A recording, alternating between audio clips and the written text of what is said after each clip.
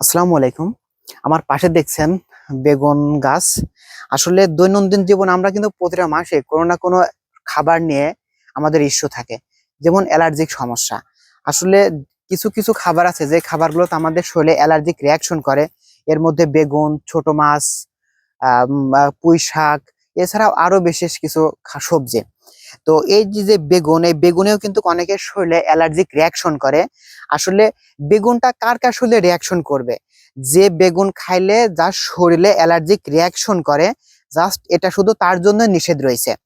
আর যদি আপনার শরীরে অ্যালার্জি আছে, তারপর আপনার বেগুন খেলে অ্যালার্জির সমস্যা হয় না, সো আপনি বেগুন খেতে পারবেন। যেই খাবারটাতে আপনার অ্যালার্জিক রিয়াকশন করে, আপনি শুধু সেই খাবারটা নিজেকে বন্ধ রাখবেন বা সেই খাবারটা খাওয়া থেকে বন্ধ রাখবেন।